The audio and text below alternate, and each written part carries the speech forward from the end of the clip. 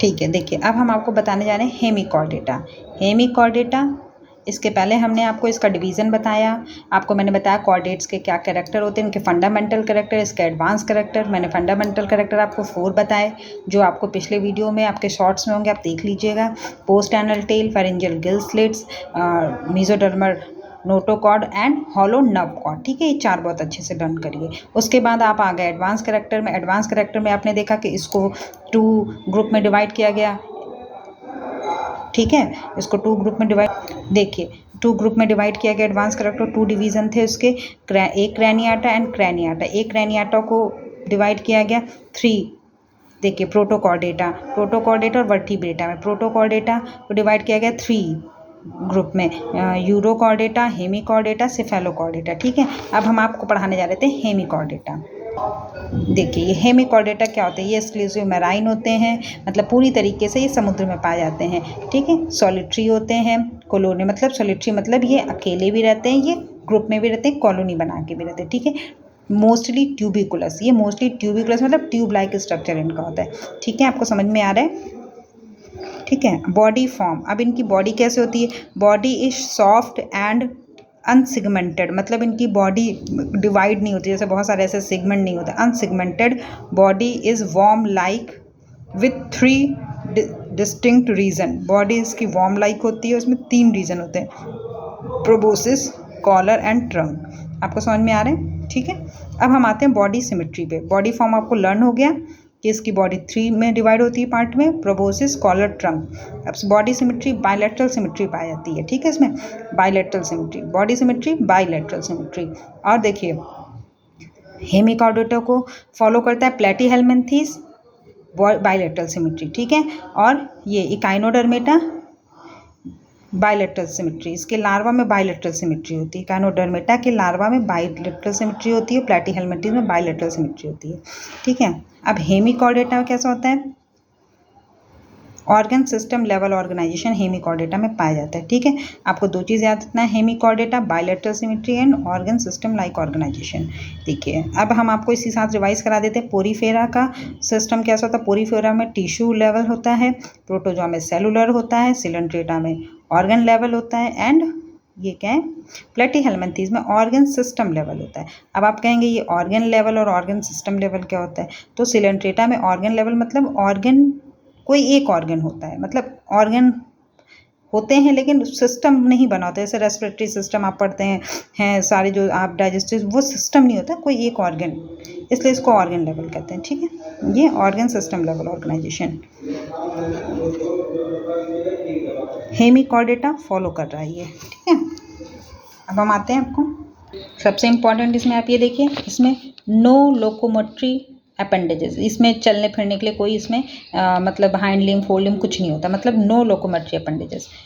The collar में bear arms with tentacles, collar में भी आर्म्स हो सकते हैं, नहीं भी हो सकते हैं। जम लेयर सबसे इंपॉर्टेंट, इसकी जम layer, the body is developed from 3 जम लेयर। ठीक है, आपको पता होगा, आप पहले भी पढ़ चुके होंगे, इसमें 3 जम्स लेयर होती हैं। कौन कौन सी, एक्टोडर्म, मीजोडर्म, इंडोडर्म। एक्टोडर्म मतलब outer, mesoderm middle, endoderm inner. अब हम सबसे इंपॉर्टेंट पॉइंट, जम लेयर की डिस्कवरी किसने की थी, H.C. पांडे जो थे वो डिस्कवर जम लेयर, H.C. पांडे, ये मोस्ट इंपॉर्टेंट है, इसको आप प्लान रखिएगा। ठीक है, फिर आप आगे जम लेयर के बाद body wall, single layer epidermis, smooth muscles fibre. Body wall कैसी होती है, उसमें सिंगल लेयर एपिडर्मिस होता है, स्मूथ मसल्स फाइबर होते हैं। Epidermis has mucus gland, epidermis में क्या होती है, एक म्यूकस ग्लैंड होती है। बॉडी कैविटी ट्रू सिलोम होती है। ठीक है, इसमें 3 टाइप के सिलोम्स होते हैं, प्रोटोसील, मीजोसील एंड मेटासील। प्रोटोसील में क्या होता है, प्रोबोसिस सिलोम, जो प्रोबोसिस में प्रोटोसील सिलोम होता है, कॉलर में मीजोसील सिलोम होता है, और ट्रंक में मेटासील सिलोम होता है। ठीक है, digestive system complete type, complete का मतलब क्या होता है, इसमें माउथ और एनस प्रेजेंट हो। Proboscis contain a hollow outgrowth, ठीक है, फ्रॉम गट कॉल्ड डाइवर्टिकुलम। जो प्रोबोसिस होता है उसमें एक हॉलो आउटग्रोथ, ऐसे हॉलो आउटग्रोथ निकली होती है प्रोबोसिस में, फ्रॉम गट, गट से लेकर के प्रोबोसिस हॉलो आउटग्रोथ निकली होती है, जिसे डाइवर्टिकुलम कहते हैं। ये बहुत इंपॉर्टेंट, देखिए लिखा, वेरी वेरी इंपॉर्टेंट। जैसे बक्कल डाइवर्टिकुलम या स्टोमोकॉर्ड स्टोमोकोरा कहते हैं। पहले इसको नोटोकॉर्ड समझा जाता था, इसलिए बाद में इसे अलग कर दिया गया।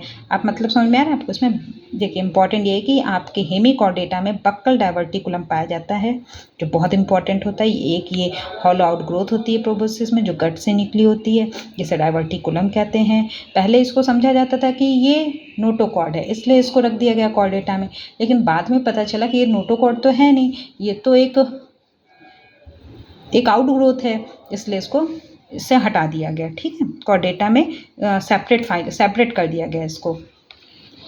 अब आते हैं इसके रेस्पिरेटरी सिस्टम पे। इसका रेस्पिरेटरी सिस्टम बाय गिल्सरिट्स, ठीक है। और रेस्पिरेटरी पिगमेंट होता है वेनेडियम, ये भी बहुत इंपॉर्टेंट है, इसे आप लर्न कर लीजिए। Through the general body surface, ठीक है, ये इसका बाय गिल्सरिट से भी होता है और जनरल बॉडी सरफेस से भी होता है। सर्कुलेटरी सिस्टम ओपन टाइप होता है, डॉर्सल हेड होती है। Blood is colourless without blood carpals. Dorsal head मतलब इसमें हेड मतलब ये तो प्रोटोकॉर्टेट है, प्रोटोकॉर्टेट में हेड तो नहीं होता, लेकिन जो भी होता है उसका पार्ट वो डॉर्सल टाइप, जैसे पीछे होता है ऐसे डॉर्सल होता है। डॉर्सल मतलब ऊपर साइड में डॉर्सल होता है, ठीक है।